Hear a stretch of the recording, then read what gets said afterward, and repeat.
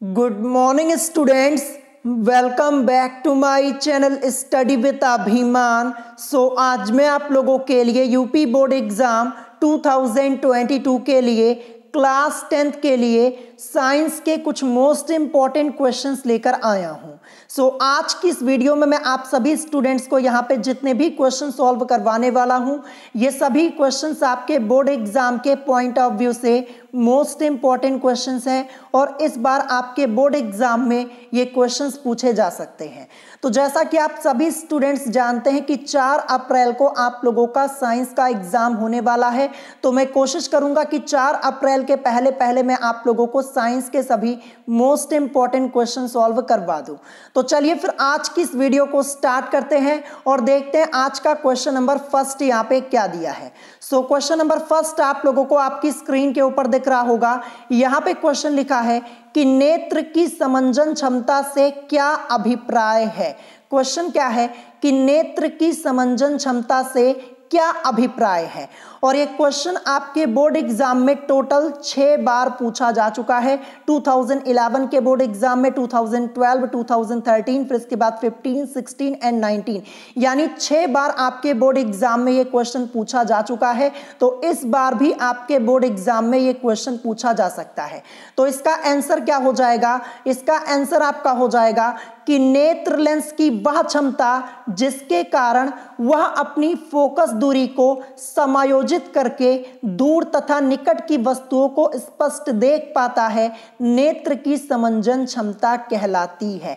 ये आपका आंसर हो जाएगा। देखिए, आज के इस वीडियो में मैं आपको जितने क्वेश्चन सॉल्व करवा रहा हूं, ये सभी अति लघु उत्तरीय प्रश्नोत्तर हैं, जैसा कि आप लोग देख पा रहे होंगे। ठीक है, तो क्वेश्चन नंबर फर्स्ट, इसका आंसर क्या हो जाएगा? इसका आंसर आपका हो जाएगा कि नेत्र लेंस की वह क्षमता जिसके कारण वह अपनी फोकस दूरी को समायोजित करके दूर तथा निकट की वस्तुओं को स्पष्ट देख पाता है, नेत्र की समंजन क्षमता कहलाती है। तो ये आपका क्वेश्चन नंबर फर्स्ट का आंसर हो जाएगा और ये क्वेश्चन आपका मोस्ट इंपॉर्टेंट है। इस बार आपके बोर्ड एग्जाम में ये क्वेश्चन आपसे जरूर पूछा जाएगा। अब चलिए इसके बाद देखते हैं नेक्स्ट क्वेश्चन यहाँ पे क्या दिया है। Question number second. Question number second आप लोगों को आपकी स्क्रीन के ऊपर दिख रहा होगा। यहाँ पे क्वेश्चन लिखा है कि दूर दृष्टि दोष क्या है, इसे दूर करने के लिए किस प्रकृति का लेंस प्रयुक्त किया जाता है। और ये क्वेश्चन आपके बोर्ड एग्जाम में 4 बार पूछा जा चुका है और इससे ज्यादा बार भी ये क्वेश्चन आपका पूछा गया है। क्वेश्चन क्या है कि दूर दृष्टि दोष क्या है, इसे दूर करने के लिए किस प्रकृति का लेंस प्रयुक्त किया जाता है। तो चलिए इसका आंसर देख लेते हैं। तो आंसर में आपको क्या लिखना है? यहाँ पे लिखा हुआ है कि दूर दृष्टि दोष से युक्त नेत्र द्वारा मनुष्य को दूर की वस्तुएं तो स्पष्ट दिखाई देती हैं, परंतु समीप की वस्तुएं स्पष्ट नहीं दिखाई देती हैं। देखिए, सबसे पहले आपको यहाँ पे दूर दृष्टि दोष के बारे में बताया गया है। यहाँ पे लिखा है कि दूर दृष्टि दोष से युक्त नेत्र द्वारा मनुष्य को दूर की वस्तुएं तो स्पष्ट दिखाई देती हैं, परंतु समीप की वस्तुएं स्पष्ट नहीं दिखाई देती। इस दोष को दूर करने के लिए चश्मे में उचित फोकस दूरी के उत्तल लेंस का प्रयोग करते हैं। तो देखिए, आपसे पूछा गया था ना यहाँ पे कि इसे दूर करने के लिए किस प्रकृति का लेंस प्रयुक्त किया जाता है, तो उत्तल लेंस का प्रयोग किया जाता है। ये आपको ध्यान रखना है और ये क्वेश्चन आपका मोस्ट इंपॉर्टेंट है। इस बार आपके एग्जाम में पूछा जा सकता है। जैसा कि आप लोग देख पा रहे होंगे, 4 बार आपके बोर्ड एग्जाम में ये क्वेश्चन पूछा जा चुका है। अब चलिए इसके बाद देखते हैं next question. Question number third क्या दिया है। क्वेश्चन नंबर थर्ड आप लोगों को आपकी स्क्रीन के ऊपर दिख रहा होगा और ये आपका एक न्यूमेरिकल टाइप का क्वेश्चन है और ये भी क्वेश्चन आपके बोर्ड एग्जाम में, जैसा कि आप लोग देख पा रहे होंगे, 4 बार पूछा जा चुका है। क्वेश्चन क्या है? यहाँ पे लिखा है कि वायु के सापेक्ष जल तथा कांच के अपवर्तनांक क्रमशः 4/3 तथा 3/2 है। जल के सापेक्ष कांच का अपवर्तनांक तथा कांच के सापेक्ष जल का अपवर्तनांक ज्ञात कीजिए, ये आपसे यहाँ पे पूछा गया है। तो चलिए फिर हम इस क्वेश्चन को सॉल्व करना स्टार्ट करते हैं। सबसे पहले देखेंगे कि क्वेश्चन में हमें क्या क्या बातें यहाँ पे पता है। तो सबसे पहले देखिए यहाँ पे क्वेश्चन की पहली लाइन क्या लिखी है कि वायु के सापेक्ष जल तथा कांच के अपवर्तनांक क्रमशः 4/3 तथा 3/2 हैं, ये हमें यहाँ पे पता है। तो सबसे पहले हमें क्या पता है, वायु के सापेक्ष जल का अपवर्तनांक जो कि हमें 4/3 दिया है। तो देखिए यहां पे लिखा हुआ है वायु के सापेक्ष जल का अपवर्तनांक, जिसको हम क्या लिखेंगे, ANW लिखेंगे। देखिए A से मतलब एयर हो जाएगा, N से मतलब हमारा यहाँ पे अपवर्तनांक और W से मतलब हमारा यहाँ पे वाटर हो जाएगा। क्योंकि देखिए वायु के सापेक्ष जल का अपवर्तनांक 4/3 है, यानी ANW की वैल्यू हमें 4/3 दी गई है। तो देखिए ये यहाँ पे सबसे पहले लिखा हुआ है, आप लोग देख पा रहे होंगे, ठीक है। फिर इसके बाद पढ़िए, यहाँ पे लिखा है वायु के सापेक्ष कांच का जो अपवर्तनांक है वो हमें 3/2 दिया है। वायु के सापेक्ष कांच का तो ANG हो जाएगा, ठीक है। तो ANG की वैल्यू हमें यहाँ पे 3/2 दी गई है। तो देखिए ये यहाँ पे लिखा हुआ है, ठीक है। फिर हमसे यहाँ पे क्वेश्चन में पूछा क्या जा रहा है, क्वेश्चन में पूछा गया कि जल के सापेक्ष कांच का अपवर्तनांक, जल के सापेक्ष कांच का अपवर्तनांक यानी WNG की वैल्यू, ये हमें यहां पे फाइंड आउट करना है।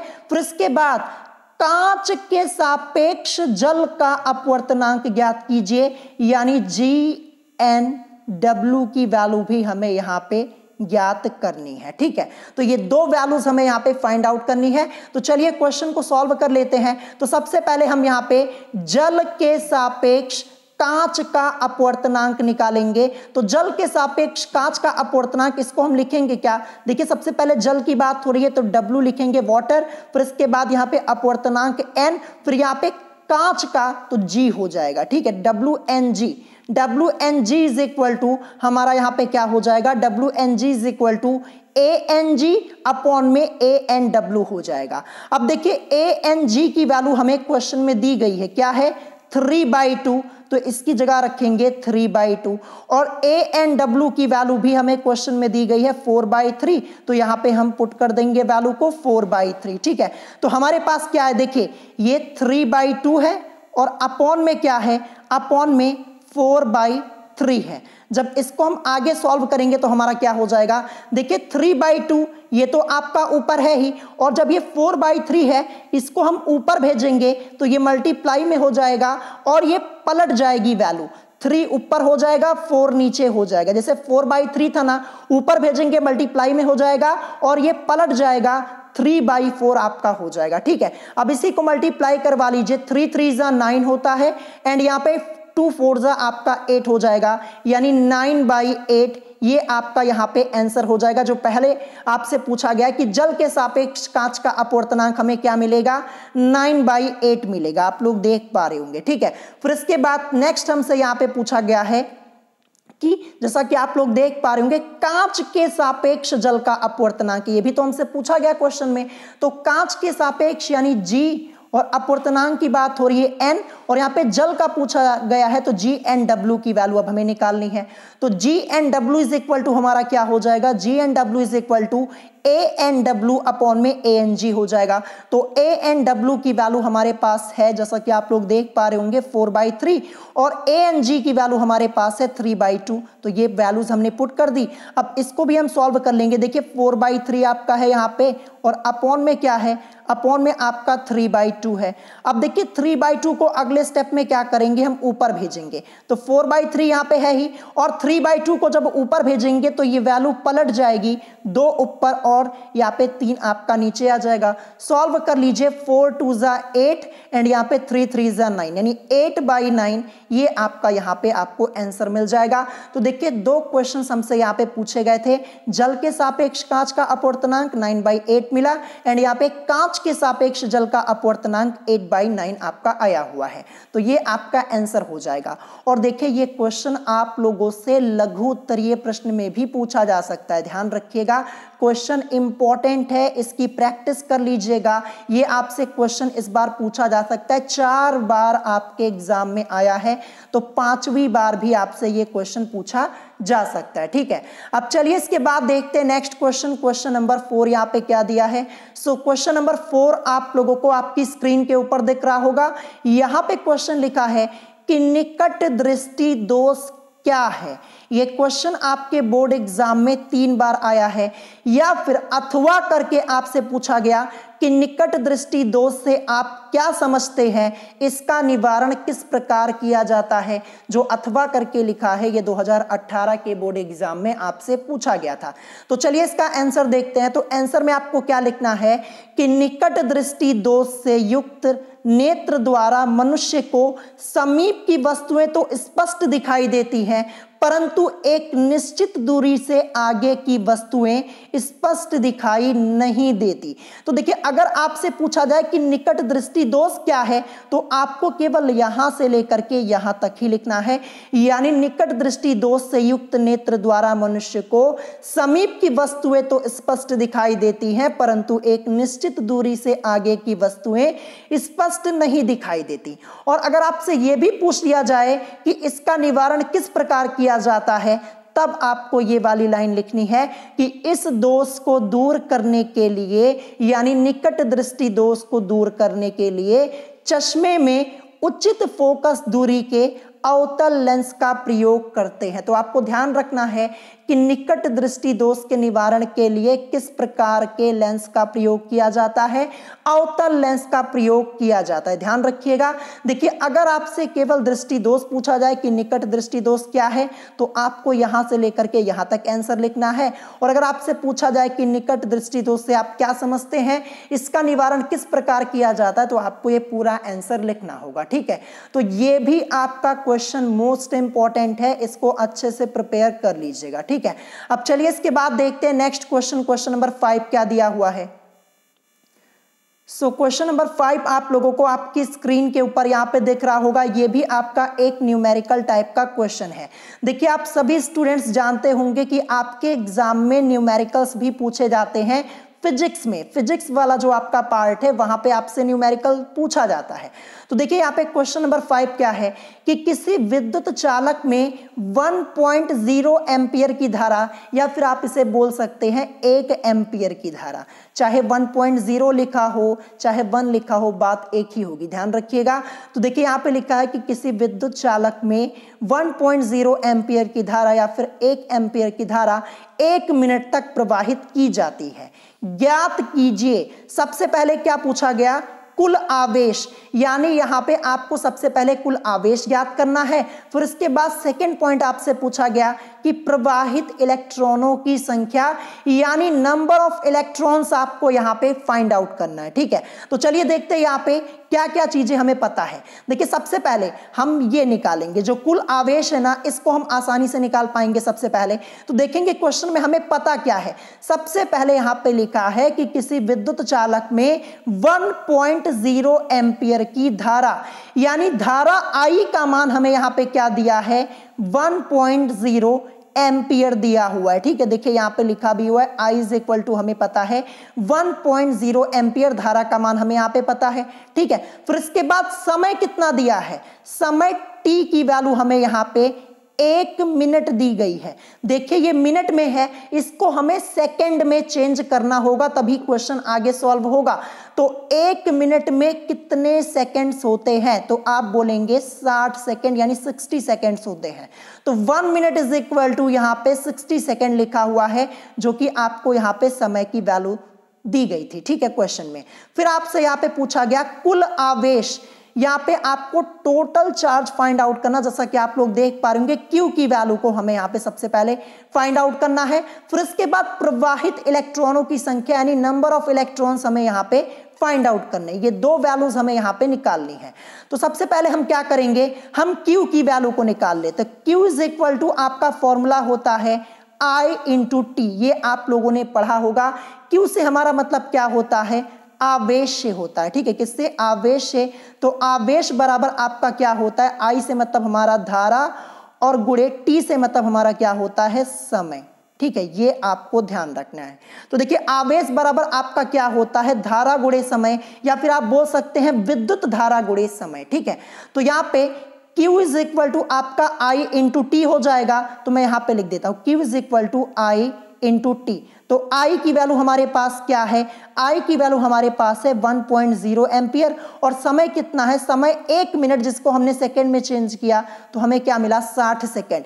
इसकी मल्टीप्लाई करवा दीजिए, आपको क्या मिलेगा 60। और क्योंकि आवेश को निकाल रहे हैं तो आवेश का मात्रक क्या होता है, कूलॉम होता है, तो 60 कूलॉम ये आपको मिल जाएगा। यहाँ पे जो पहला आपसे पूछा गया था क्वेश्चन, इसका आंसर हमें मिल चुका है। अब हमें यहाँ पे प्रवाहित इलेक्ट्रॉनों की संख्या भी तो निकालनी है, तो चलिए अब हम यहाँ पे निकालते हैं प्रवाहित इलेक्ट्रॉनों की संख्या।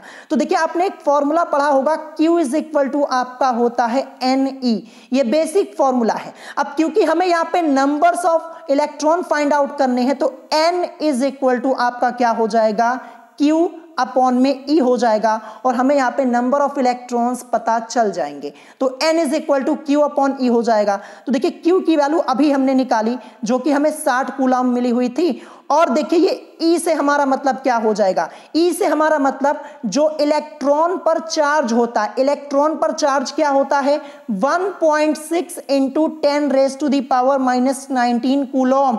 ये आपको अपने तरफ से यहाँ पे रखना होगा, आपको ये पता होगा इलेक्ट्रॉन पे चार्ज कितना होता है 1.6 into 10 raise to the power -19 coulomb. तो E की जगह इसी वैल्यू को आपको अपनी तरफ से रखना है, ये आपको ध्यान रखना है। ठीक है, तो यहाँ पे देखिए इसको सॉल्व कर लेते हैं हम। तो देखिए यहाँ पे वैल्यूज तो हमने पुट कर दी, अब ऊपर आपका क्या दिया 60 दिया हुआ है। ठीक है, ये 10 रेज टू दी पावर -19, इसको क्या करेंगे, इसको हम ऊपर भेज देंगे, ये ऊपर आएगी तो पावर आपकी यहाँ पे पॉजिटिव हो जाएगी, 10 रेज टू दी पावर 19 हो जाएगी, ये निगेटिव का साइन हट जाएगा, और अपॉन में आपका क्या दिया है 1.6 यहाँ पे दिया है, जैसा कि आप लोग देख पा रहे होंगे। ठीक है, तो जब इसको हम सॉल्व करेंगे, सॉल्व करने पर क्या मिलेगा, देखिए अगर मैं यहां से पॉइंट को हटा दूं तो आपका यहां पे एक जीरो ऊपर बढ़ जाएगा ना, बढ़ जाएगा। देखिए यहां पे पॉइंट लगा हुआ है, मैं आपको समझा दूं। अगले स्टेप में जब सॉल्व करेंगे, देखिए ये 60 यानी 60 into 10 raise to the power 19 है, और अपॉन में ये 1.6 आपका था 1.6। जब इस पॉइंट को यहां से हटा देंगे, पॉइंट के बाद एक संख्या 6 है, तो एक जीरो आपका ऊपर बढ़ जाएगा, यानी मैं डायरेक्ट यहां पे क्या लिख देता हूं 16, और ऊपर आपका हो जाएगा 600। ठीक है, जब इसको डिवाइड करके सॉल्व करेंगे, देखिए डायरेक्ट हम 16 से यहाँ पे देखिए 600 आपका है ना, इसमें आप 16 से डायरेक्ट डिवाइड कर दीजिएगा। अगर 2 से भी कर सकते, 2 से करेंगे तो काफी टाइम लगेगा, सीधे हम 16 से कर देंगे। तो जब आप डिवाइड करेंगे ना, तो डिवाइड करने पर आपको क्या मिलेगा, डिवाइड करने पर आपको यहां पे मिलेगा 37.5। जब 16 से आप यहाँ पे देखिए 600 में डिवाइड कर देंगे तो आपको 37.5 मिलेगा, into 10 raise to the power आपका यहाँ पे 19 है।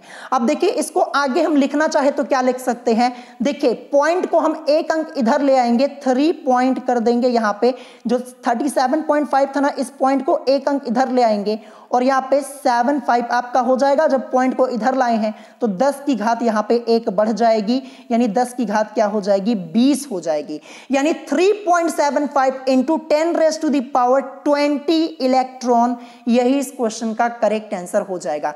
देखिए यहां तक तो हमने किया था 37.5 into 10 raise to the power 19 मिला था, लेकिन अगले स्टेप में क्या किया, ये जो दशमलव था इसको एक अंक इधर ले गए, 3.75 किया, इंटू फिर यहाँ पे 10 की घात एक आपकी बढ़ जाएगी। ठीक है, तो यही आपका यहाँ पे आंसर हो जाएगा। आई होप आपको ये क्वेश्चन समझ में आ गया होगा। तो क्वेश्चन ये आपका इंपॉर्टेंट है, ये आपसे लघु उत्तरीय प्रश्न में भी पूछा जा सकता है, और न्यूमेरिकल्स तो आएंगे ही आएंगे आपके एग्जाम में, ये तो कंफर्म है, और इसी टाइप के क्वेश्चंस आपसे पूछे जाएंगे, तो प्रैक्टिस आप लोग जरूर कर लीजिएगा।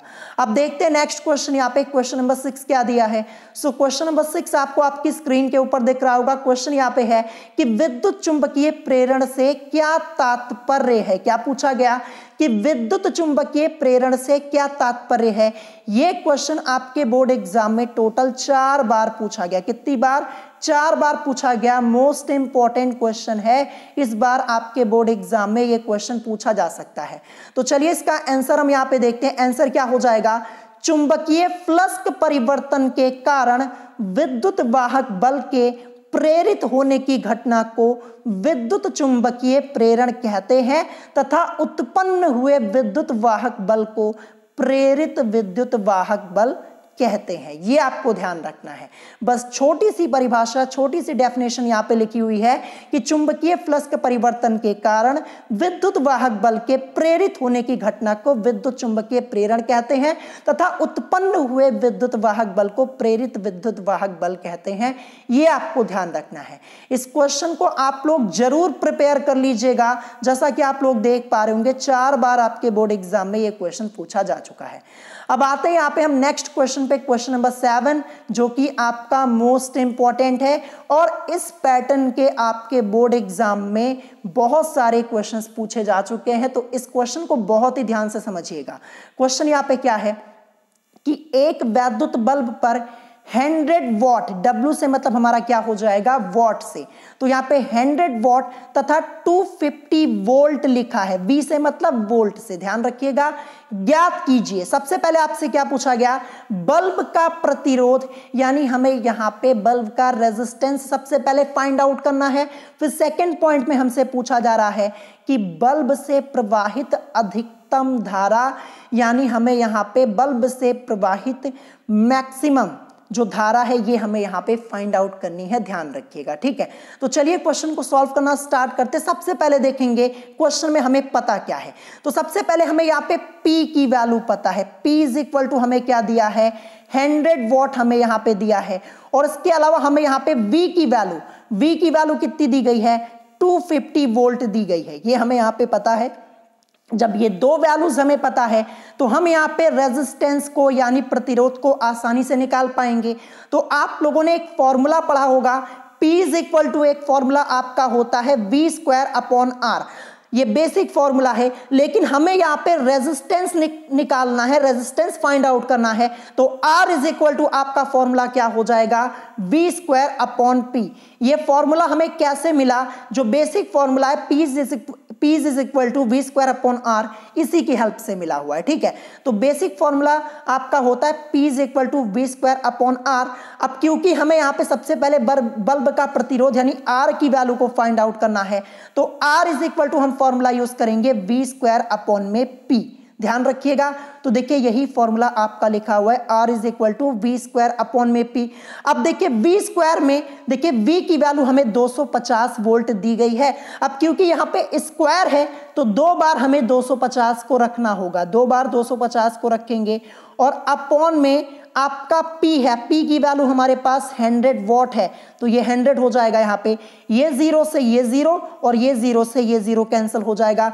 25 की मल्टीप्लाई 25 में करवा दीजिए तो आपको मिलेगा 625। और क्योंकि हम यहाँ पे रेजिस्टेंस यानी प्रतिरोध को निकाल रहे हैं, तो प्रतिरोध का मात्रक क्या होता है, प्रतिरोध का मात्रक ओम होता है। तो 625 ओम आपका यहाँ पे जो पहला आपसे पूछा गया था इसका आंसर हो जाएगा।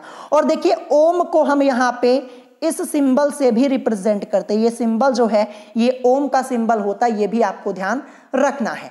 अब इसके बाद हमें यहाँ पे सेकंड पॉइंट में हमसे पूछा गया बल्ब से प्रवाहित अधिकतम धारा, यानी हमें यहाँ पे मैक्सिमम करंट यानी मैक्सिमम धारा हमें यहाँ पे फाइंड आउट करनी है। तो अधिकतम धारा जिसको यहाँ पे लिखा गया है I अधिकतम यानी I मैक्स यानी I मैक्सिमम, इसकी वैल्यू को हम निकाल रहे हैं। तो I max is equal to आपका P/V हो जाएगा। P की वैल्यू हमारे पास ऑलरेडी यहाँ पे 100 वॉट दी गई है, ये रखा। और अभी यहाँ पे V की वैल्यू हमें, जैसा कि आप लोग देख पा रहे होंगे, ये भी हमें यहाँ पे पता है 250, जैसा कि आप लोग देख पा रहे होंगे। तो यहाँ पे अपॉन में 250 कर देंगे, इसी को सॉल्व कर लीजिए। ये 0 से ये 0 आपका कैंसिल हो जाएगा। अब देखिए यहाँ पे 10/25 है, इसको आप डिवाइड करेंगे, मैं आपको डिवाइड करके दिखा देता हूं। देखिए 10 है और यहाँ पे आपका 25 से करना है। तो देखिए 10 तो छोटी संख्या, सबसे पहले 0 लगाएंगे, पॉइंट लगाएंगे, तब जाके एक 0 आपका बढ़ेगा। और 25 फोर्जा आपका क्या होता है, 100 होता है। तो सॉल्व करने पर हमें क्या मिलेगा, 0.4। और यहाँ पे हम I मैक्स यानी मैक्सिमम धारा को फाइंड आउट कर रहे थे। और देखिए धारा का मात्रक एम्पियर, तो किस पे आएगा 0.4 एम्पियर में। ठीक है, तो यही आपका यहाँ पे करेक्ट आंसर हो जाएगा। आई होप आपको ये क्वेश्चन समझ में आया होगा। 1 से 2 बार प्रैक्टिस कर लीजिएगा, ये आपसे क्वेश्चन पूछा जा सकता है, 2 बार आपके बोर्ड एग्जाम में आया हुआ क्वेश्चन है। अब देखते हैं आज का last question, question number 8। Question number 8 यहाँ पे दिया है कि एक धारावाही चालक पर एक समान चुंबकीय क्षेत्र के कारण लगने वाले बल का सूत्र लिखिए। यानी सीधे सीधे आपसे फॉर्मूला पूछा गया, 3 बार आपके बोर्ड एग्जाम में यह क्वेश्चन आया हुआ है। तो चलिए इसका आंसर देखते हैं। तो यहां पे लिखा है, यदि किसी B तीव्रता वाले बाह्य चुंबकीय क्षेत्र में B की दिशा में थीटा कोण पर स्थित L लंबाई के चालक में I धारा प्रवाहित हो रही हो, तो चालक पर कार्य करने वाला बल F = IBL sin थीटा, फिर इसके बाद न्यूटन होगा। ये आपका यहाँ पे फॉर्मूला लिखा हुआ है। तो देखिए केवल इतना आपको नहीं लिखना है, आपको ये पूरा लिखना होगा यहां से लेकर के यहां तक। अगर सिर्फ आप फॉर्मूला ही लिख देंगे तो आपको मार्क्स नहीं मिलेंगे। ये भी आपको लिखना होगा कि यदि किसी B तीव्रता वाले बाह्य चुंबकीय क्षेत्र में B की दिशा में थीटा कोण पर स्थित L लंबाई के चालक में I धारा प्रवाहित हो रही हो, तो चालक पर कार्य करने वाला बल F = IBL sin theta Newton होगा। ये आपको ध्यान रखना है। ये आपका क्वेश्चन नंबर 8 का आंसर हो गया। आज की इस वीडियो में टोटल मैंने आप लोगों को 8 क्वेश्चन सॉल्व कराए हैं। अगर आपको कोई क्वेश्चन नहीं समझ में आया हो तो आप मुझसे कमेंट करके पूछ सकते हैं, और अगर वीडियो पसंद आई हो तो वीडियो को लाइक करना मत भूलिएगा, और साथ ही साथ हमारे चैनल स्टडी विद अभिमान को सब्सक्राइब करना मत भूलिएगा। आज की वीडियो में इतना ही, मिलेंगे नेक्स्ट वीडियो में। Thanks for watching.